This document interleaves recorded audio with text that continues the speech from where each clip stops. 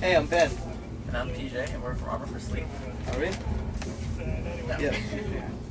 Alright, so what bands have you been bonding with on this tour? We've been hanging out with all the bands who play our stage, so 10 Years are definitely a band that we did not know before this, but we hang out with them every night. Hawthorne Heights we knew before, but we got a chance to like really bond with them and learn about each other's lives on this tour. And Trey also hang out, so pretty much those three bands. Were you close with Casey? I was actually friends with him, yeah. It's so weird to like not hear like the screaming in a bunch of the songs. Yeah. Yeah. How was writing in LA recently? Because I know you guys took off some time too. Oh, it was cool. Just trying to work on some new material for a new record, so. So, are you guys gonna work on it like right after you? That's the plan, yeah. What's your favorite song to play live that you've been playing? I've been having a lot of fun playing a new song called This Abyss, actually. It's the first song in our set.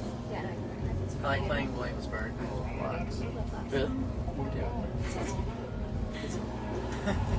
In somebody else's arms, you sing "It's only love, it's not real." So, what do those lyrics mean to you?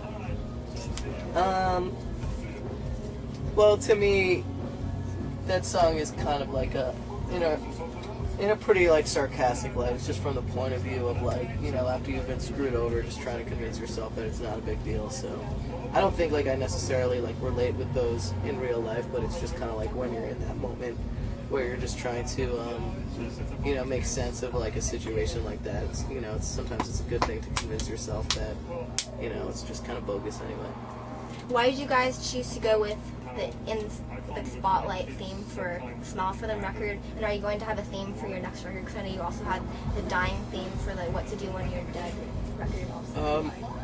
I would think so. I mean, I just think that we think that kind of makes albums like more interesting for us and for other people, is if there's like a theme or if we're coming from a certain perspective and yeah. I mean, I would love to do that again. Yeah. A lot of your fans have received messages back from you guys on MySpace, like, and you guys are a successful band, so why do you think it's still important to keep that contact? Because I know a lot of bands that are at your level forget about that. That's exactly why it's important. I think, yeah.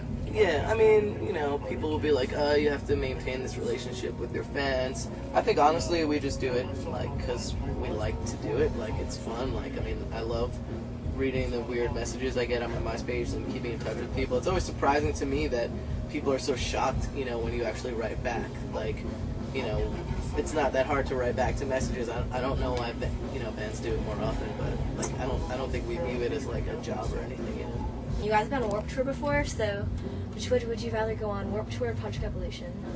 I think they both are totally different. Yeah. I mean, I can say that there are just more bands on Warped Tour, so more of our friends are there, but it's also nice being on a tour where you get to meet new people and where it's not as hectic, and this tour definitely has those benefits. Okay, so now I have a couple of fan questions. This one is from Lauren. What inspired the whole death theme of What to Do When You're Dead record? I don't know. I think when I first started writing the lyrics, the first two songs I wrote were from the perspective of someone who had, I guess, died, and honestly, like, I thought I was gonna kind of change the lyrics around to those two songs, but it just kind of like helped me vent and like say what I needed to say if I like pretended I was in that situation.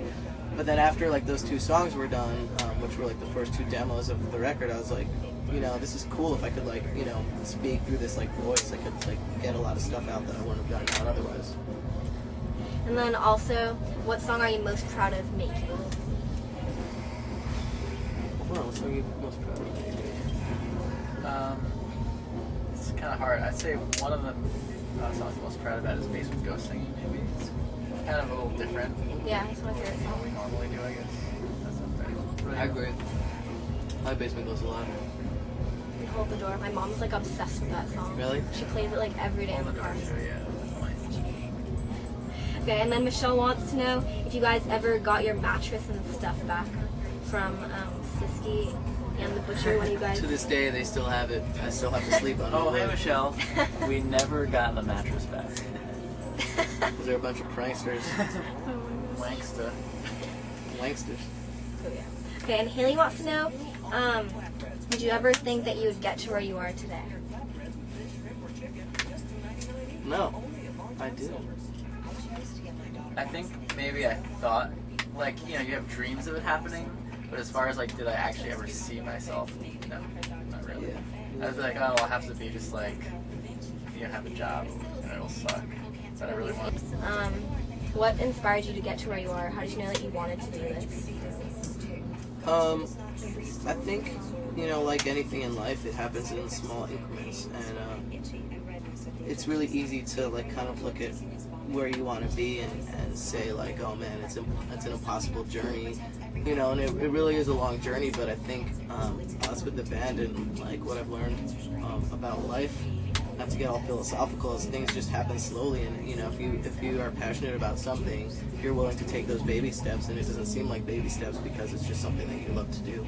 So eventually, you know, you look back and you realize you've traveled 1,000 miles, you know, when you were just enjoying the journey. So.